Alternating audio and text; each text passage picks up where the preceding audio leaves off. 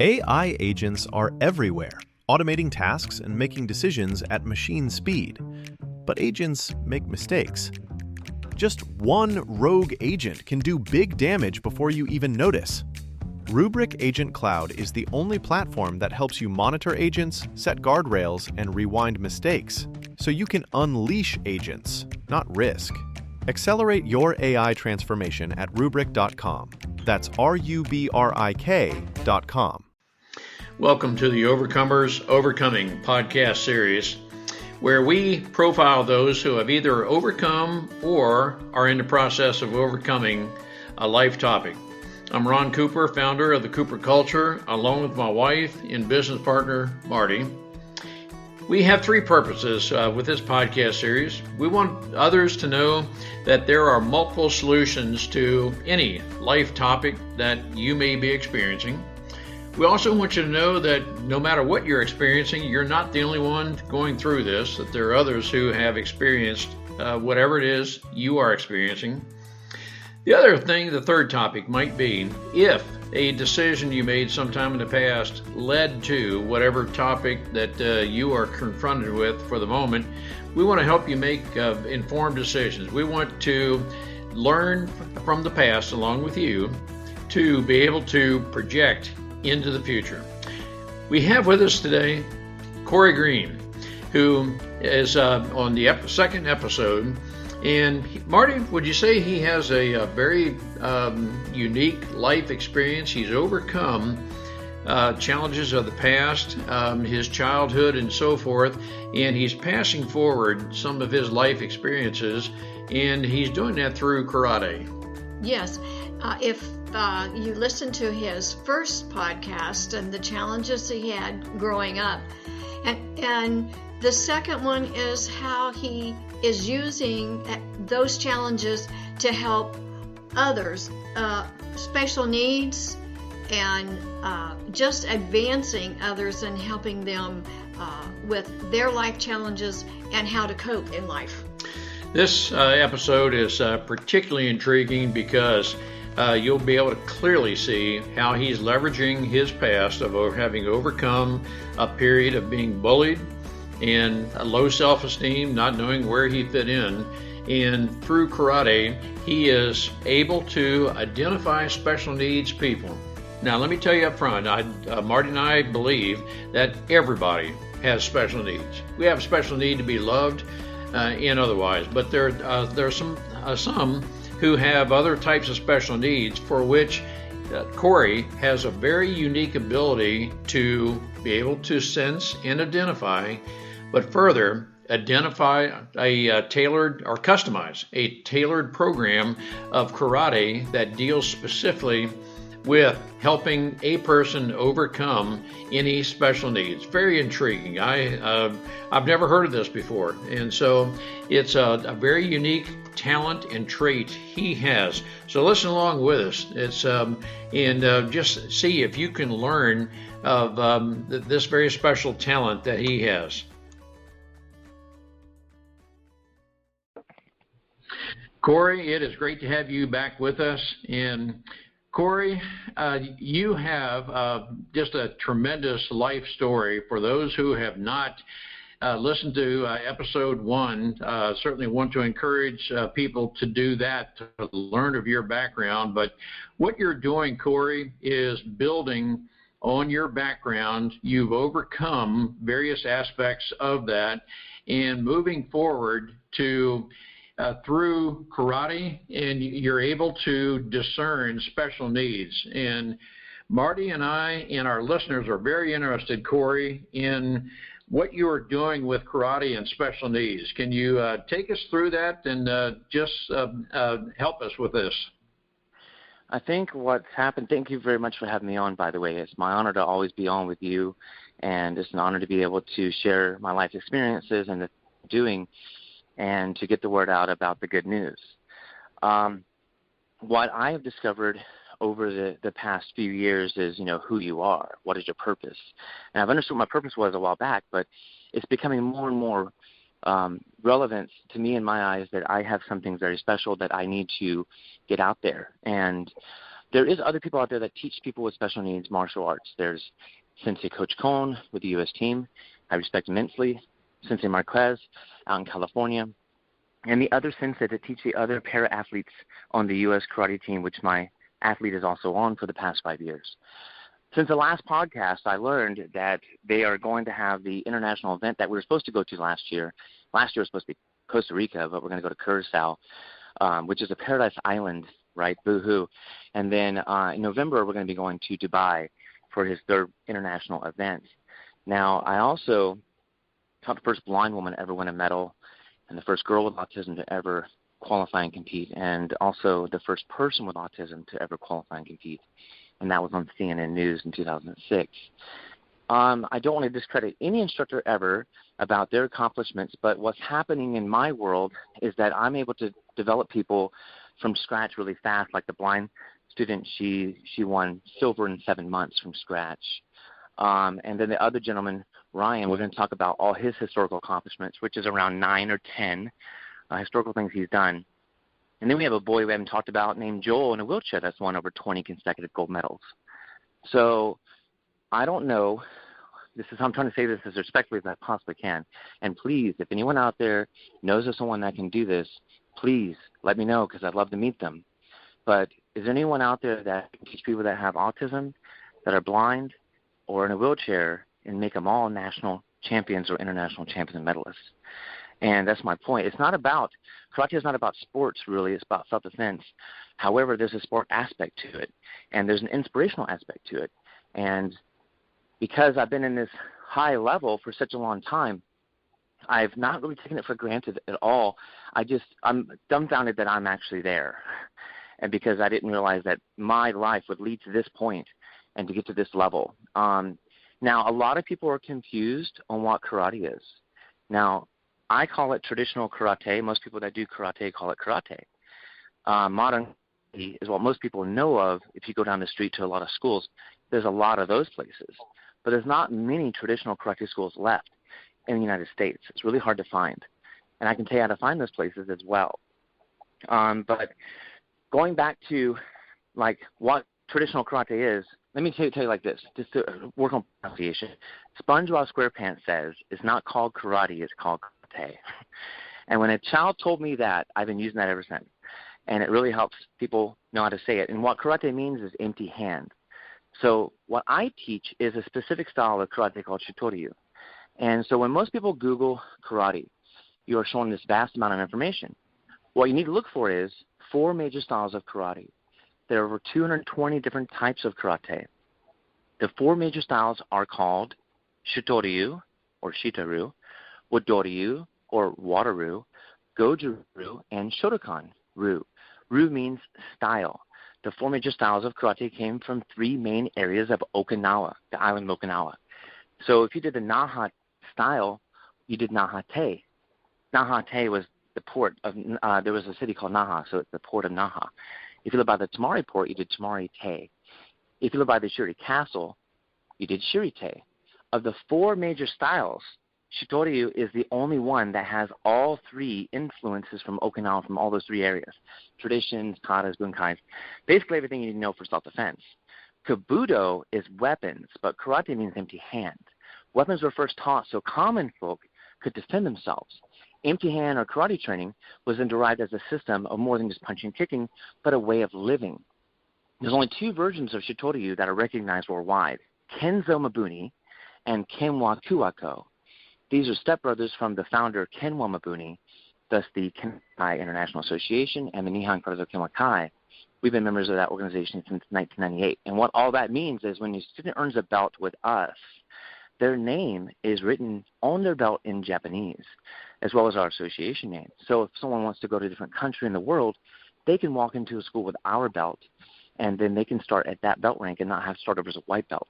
Now, that gives you a lot of information there, I know, and I even wrote a book on it. My first book ever is called Finding Karate. It's written for 8 to 12-year-olds, so they understand the differences between karate and kung fu and taekwondo. It's about a boy that gets bullied, and his name is Bucky Longbottom. And most people laugh at that moment, especially kids. But it's basically based off of my middle name, Buck. So I used to get bullied as well for that name. And so I kind of threw myself into that. But it's a very easy book to read in the beginning, and as you get further along, you start learning the things I just told you. So it's very deep. So my fascination with working with special needs didn't just, I just decided to one day just do it when I had my school open. This happened way before then. I was 9 years old, saw a girl with Down syndrome being bullied, and I walked away thinking maybe one day I can help someone like her, even though I was being bullied myself.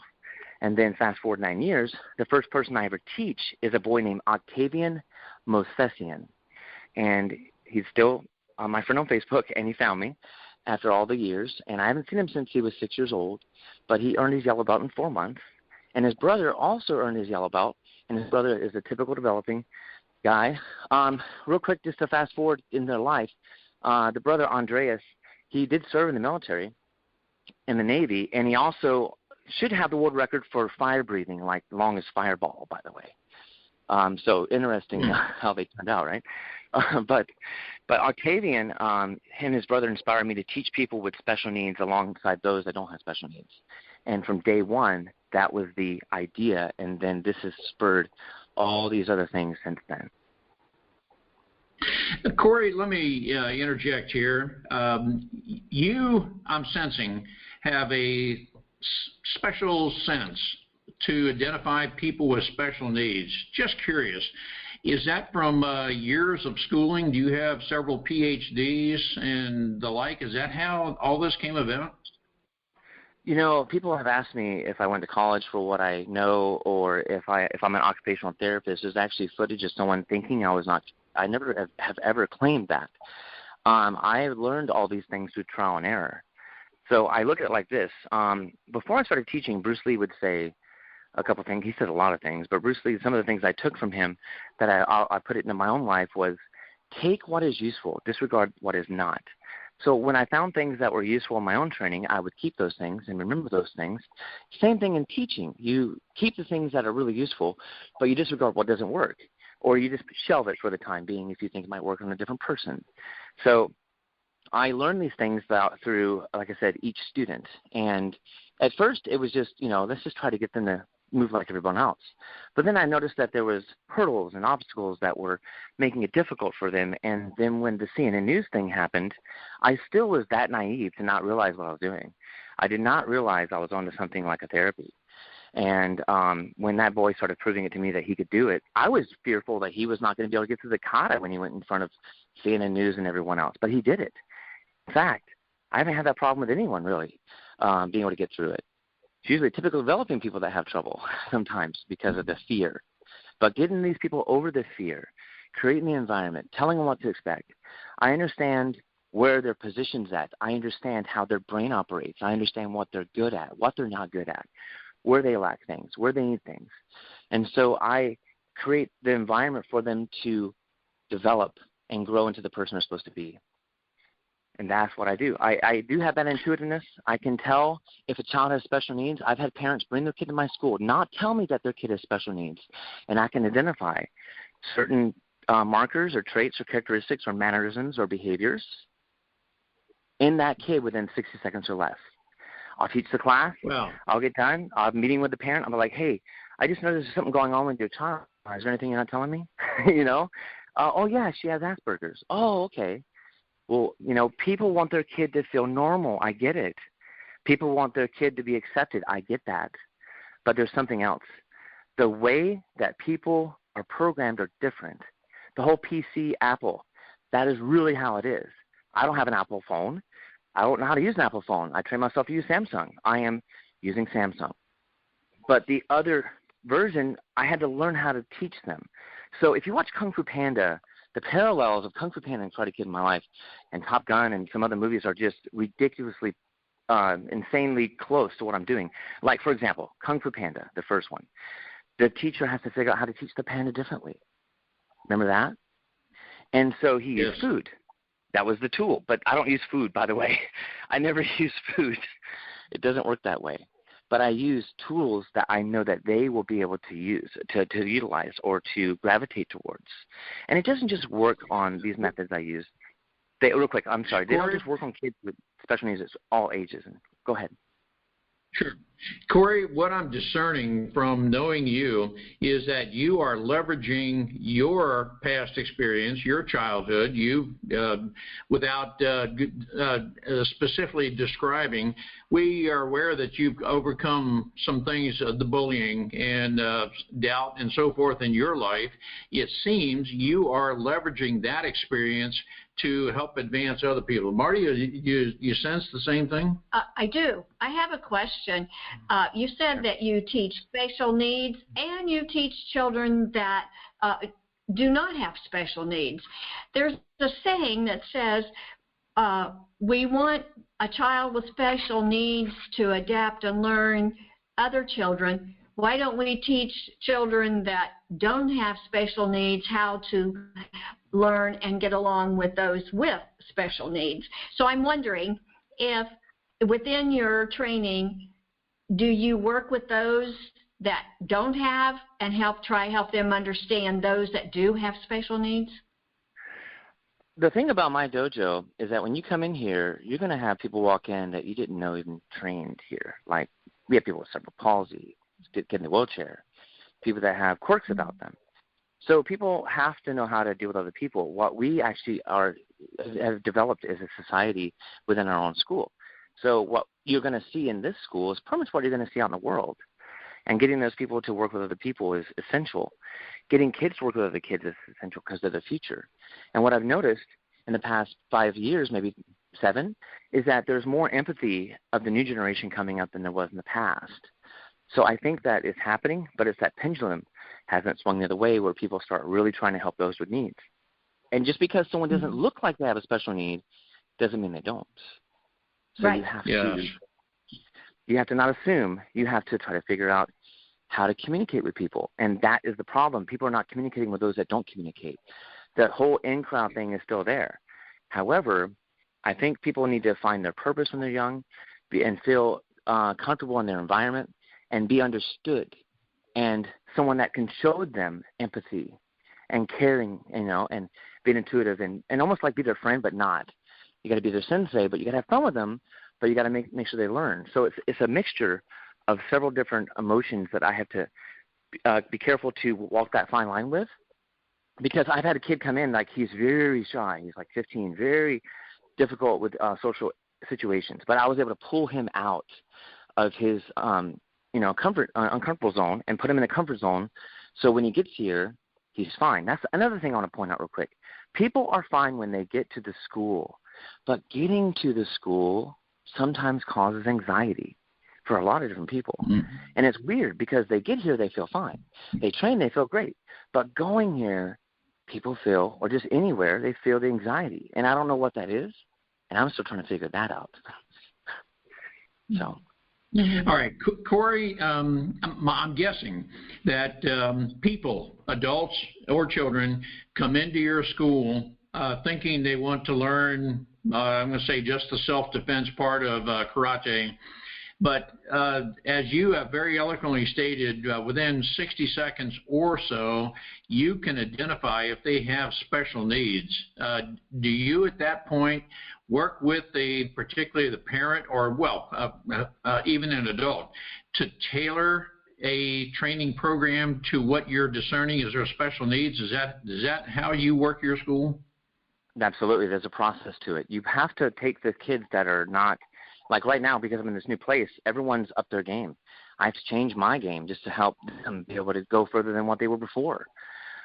So with the students that are here, that are special needs when they come in, the best way to do it is we put them in a special needs class. And people are like, oh, no, my kid's going to be influenced by other kids. That's not how it works. You have to teach them the building blocks first, because when they come into an environment where there's like 10 other people, you got mirrors, you got a lot of overstimulated things going on, and it's hard for them to handle that overstimulated environment. If you watch the movie Temple Grandin, you will learn about a lady named Temple Grandin, and you will understand how she saw things. And that movie also helped me realize as well that there was things that, from her perspective, that I understood at that point. And so that's what I'm doing is I'm taking a small group of people, and I build them up, and then we mainstream them into the main program. We do this with 3 and 4-year-olds. We do this with special needs people. It takes 2, 3, 4, 5, 6 months, depending on the person. But if they're nonverbal and they don't talk, and they don't have conversations, then it's usually one-on-one. Okay. So, Corey, we're curious. Do people overcome, are they cured of whatever you identify as a special need, or is it a matter of you help those people manage and get along with the special needs? I'm just curious if people do, in fact, overcome special needs, or do you just help them manage it and deal with it day to day?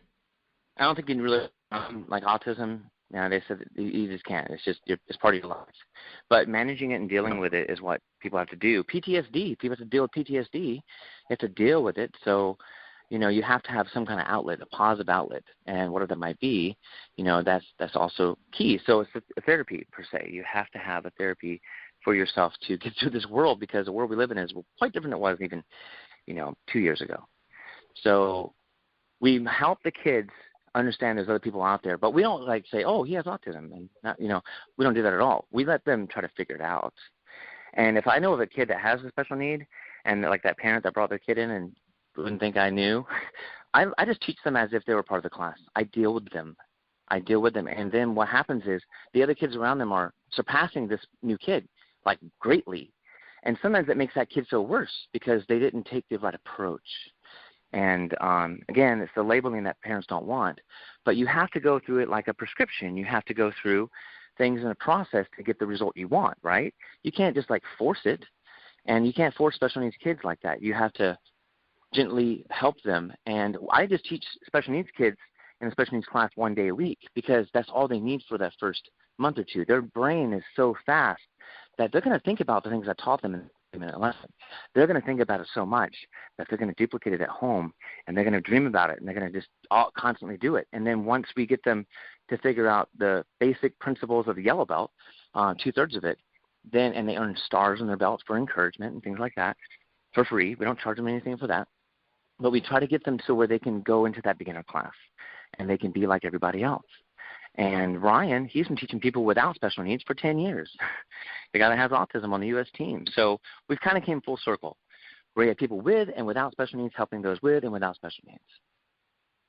All right, let me ask you, Corey, there are probably many listeners who are wondering if there's a way to contact you to learn. And let me ask you this, can you help people with special needs virtually, or do they need to be in your studio for you to be the greatest help?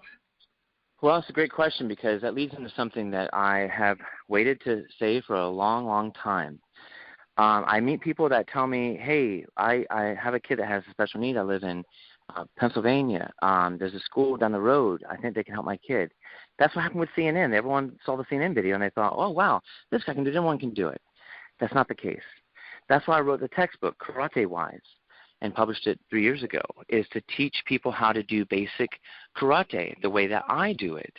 However, I didn't want to put everything in there, because there is these methods that I have developed over 50,000 classes that have not been fully researched yet, but I know that they work because of our over a dozen historical accomplishments with those that are blind and with autism.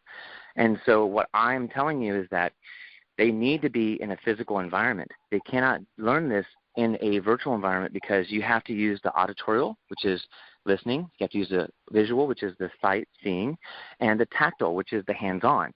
You have to be able to physically move them, and because virtually gives you a 2D environment, you can't see what's going on 3D. But I want to say that what I'm about to tell you is that if you know of an instructor that you find, and they are interested in teaching those with special needs, but they don't know where to go, they need to contact me, because I am now making my services available, and I'm licensing out how to teach those with special needs through my Karate Wise therapy program. Okay, now, 3 questions come to mind, Corey.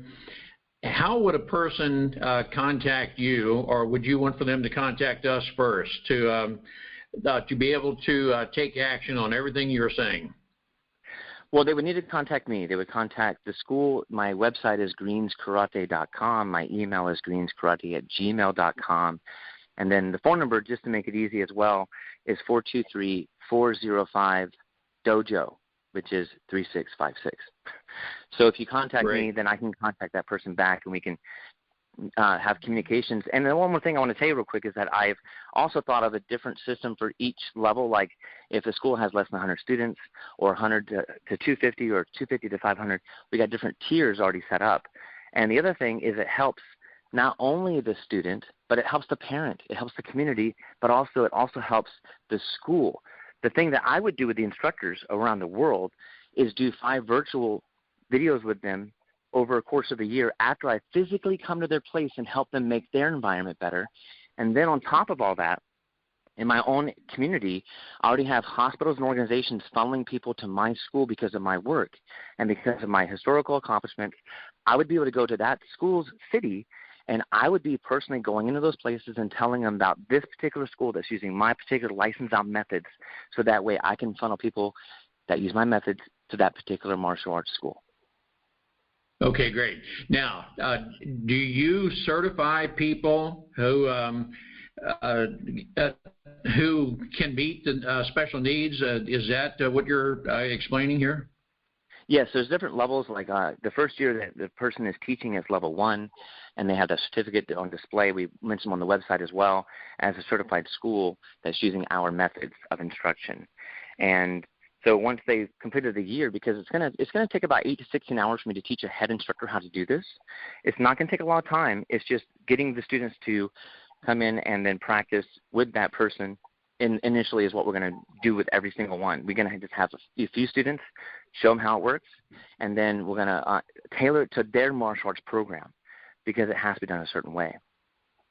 All right. Now, the other thing that I'm learning from this, Corey, is that your version, I'm going to say your version of karate is very specialized, at least when I'm referring to version as your ability to work with special needs. In other words, for the person who may be wondering if they can just go down the street and shop for a karate studio and learn everything that you're teaching or telling us right now, you're saying no. You have a very specialized way of dealing with special needs. Am I hearing you correctly? Absolutely, and it's not just autism or blind. We're talking all types of special needs these methods work on. People say, oh, well, you got to teach kids differently because everyone learns differently. I'm going to call you on that. I think that's not true because of what I've discovered. And I would like to put that challenge out there, Ron. Anyone in the world, this is the challenge I've thought about, and I think this is a really good, healthy challenge.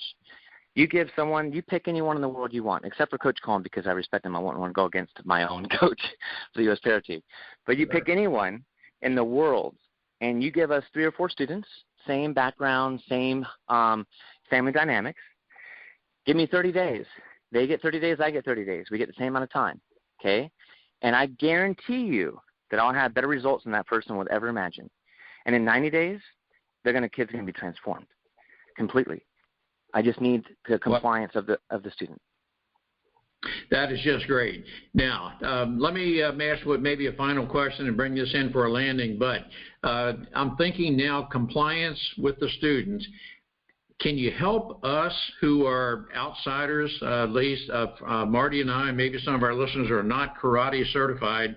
How can we work with a person that we think has special needs and we don't have the total intuitive sense you do? What I'm asking, or what I'm leading up to, is how would you recommend approaching a person about what we believe is a special need without stigmatizing or otherwise labeling them? Do you understand my question? Absolutely. Are you talking to the person that has it, or are you talking to the person that is the parent of that person? No, well, it would be both. I'm primarily the person who has it, and I would like to be able to effectively talk with that person so that I can develop a report to send them to you, or at least have them talk with you. But then if it's a child, I want to be able to talk with the parent in a way that that parent knows I'm not trying to stigmatize or otherwise label their child. When talking to the child directly, it's very difficult to do because they already feel awkward depending on the age that they are. They already feel different in the world. When talking to the parent, this is what I've learned. You have to have a certain phrasing that won't be offending anyone, And I have offended people a couple times by not phrasing it correctly. So I learned from the bad experience of explaining this, okay? So Right. you say, I think there's something going on. You might want to get them, checked out. Mm-hmm. And that right there gets the parent to go, what do you mean? Well, I've seen this, I give them a couple things I've seen. Okay, that's interesting. And then it's on to the parent to decide if they're going to get those things checked out or not. One thing about it is when you have boys with autism and versus girls with autism, it's very difficult to see girls with autism because they just don't have the same traits. But it's usually what you find with girls with autism is they're introverted and they kind of shut down and they don't really want to talk a lot. They're very much to themselves. And then you get some of those that if they're raised in a different family environment, they're actually more extroverted. They're outgoing. And so it does depend on the environment. I hope I'm answering your question correctly. But just going back to the fact of the child, though, I think that's a longer conversation that you're going to have with that person depending on what you're seeing going on with them. And, it just depends on how old they are, too, and what kind of conversation you have with that person. Does that help at all? It does. Gosh, Corey, you're very well schooled in life experience to know how to work with this. There are many of us that can learn from you just how to work with people with special needs. Let me ask you a final question as we bring this in for a landing. I'm always curious. Is there something about us now that there's a greater percentage of population of people with special needs, or are we just able to better identify those with special needs? Okay, that's a great question. And let me tell you from my life experience of 25 years of teaching is that 25 years ago, the most people I taught was neurotypical or regular developing people. The second most common that I had to teach was behavioral. And the third was special needs. Now, number 1 is behavioral, number 2 is special needs, and number 3 is typically developing. So what's happened is we went from the analog to the digital age, and because of that, it's made people that don't have special needs almost become special needs in different ways in their life. So we are not, I don't think, weren't underdiagnosing it in the past. I think it's happening more often. Absolutely, because if you look at they had a count. They don't do it anymore. I haven't seen it in a while, but it was like 1 in 64 or 1 in 50 with autism.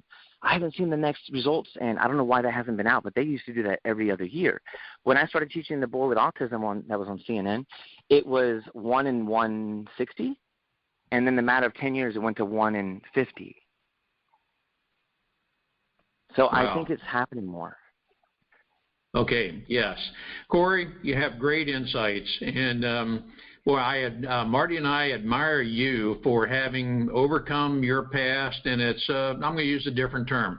You are leveraging your past to advance people in your future as you reach out to them. You have a very valuable insight into people, and you're serving others, and that's just a huge attribute, Corey. Marty and I want to do what we can to make you known to those that have children or maybe themselves have special needs, that you have a very intuitive sense of how you can help people overcome just that. So our hats off to you, Corey. You are doing great work, and we appreciate it. Thank you so much for having me on. Let me tell you one more thing. People don't need to be afraid to help those with special needs. You need to try to get involved with them because people are afraid to help others. And I had a blind lady that no one wanted to teach, and I taught her, and she made history. But there was another situation of another boy that's blind. Let me tell you what happened. This boy comes in. He's never been in any kind of activity before because nobody wants to work with him. He's 11, 12 years old. He can't see. And so I grabbed his hand once he comes in, and I said, well, we're going to run. So I grabbed his hand, and I ran around that room with that boy. And you could see the mom cry because I was the first person to help him. Mm-hmm. And I don't understand why people don't get more involved. Well, Corey, you're speaking from the heart, and I think one of your messages here is, please, folks, engage with people, know how to effectively engage with people. But when people know you care, they will respond. I think that's at least part of your message, Corey. Absolutely. I really care. I just want to see the world to be a better place than when I came across it, because it's what I thought it was in the beginning. And then I saw the real true world, and I thought, well, I got to try to be that person that makes that change, because I heard that phrase. And that's what I'm trying to do. And I know I can do it with one student at a time and one school at a time, one sensei at a time. We can make a difference if they just listen to what I know, because God gave me all this wisdom. It's not me. Well, we love your heart, Corey.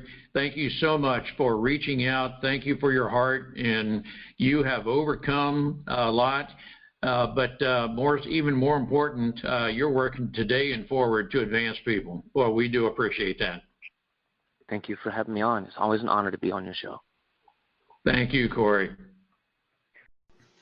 You can sense Corey's passion to work with people. He's very effectively leveraging his past. He's overcome many things of the past, the bullying, the low self-image, not knowing exactly where he fits in. But he's leveraging that to help people. And he has a very special talent of identifying special needs of all types. I want to encourage you to go to the description where we have Corey's contact information, the address, the phone number, the website, and encourage you to work with him and learn how he has taken karate to a level where he can help people overcome special needs, or at least deal with those special needs. You have to admire, and I certainly do admire, Corey, who has made the very best of what was a difficult childhood, a difficult past, but he's leveraging the best of the past, and he's learned from the past to carry forward to help those who have special needs. I really admire people like Corey who have this ability, that's one thing, but then they're applying that ability with a deep-hearted passion to help advance people. So thank you, Corey. Thank you. And I'm sure there are many whom you have advanced and have helped them feel better about themselves because of how you're leveraging the past and helping people to live from today and forward. So we look forward to engaging with you folks. Please do contact Corey at the information he provided, but also engage with us. What are some lessons that you have taken from this? What are some insights you have? Note your insights or contact Marty and me at ron@thecooperculture.com or Marty, M-A-R-T-Y, @thecooperculture.com, or call us at 410-586-1875. Let's share our past. Let's share what we can do to advance people from today forward. As we dedicate ourselves to advance people, we are adding benefit and value to people who need us. Everyone has a story someone needs to hear. Everybody has talent that they can pass forward to others. It's a matter of establishing relationships. We hope that through this podcast series, we will earn your right to have a 5-star rating and for you to subscribe to this series. Marty and I have also developed a digital course on relationships. The course we have available is on dating, but it describes how to select the right person and to know that you can have the right mate leading into dating and then further into marriage if that's the choice you would make. We are in the process of putting together a similar digital course for workplace relationships. Many of the principles apply in learning to know people. It is caring about people, as Corey has clearly demonstrated in his karate studio. So as we can reach out to others, as we can portray to others that heartfelt, from the depth of our heart, that level of care that we have for him. You heard Corey get emotional about it, and it's very easy to do that when you know You have watched a person in transformation. Corey has experienced his own transformation, but he's been a catalyst in helping others transform their lives to something far more useful than what that person thought they had. It's Corey and those of us who are helping people live to their potential. Many people are living below their potential because of various things of the past. And as we engage with people, we can help people overcome and arrive and live at their full potential. So let's dialogue with each other, engage with us, and let us know your experience. Let us know what has worked for you. But let's work together to identify each other and let us know, each of us know, how we can advance other people, because that is a life purpose. Thank you for joining us. We look forward to engaging with you.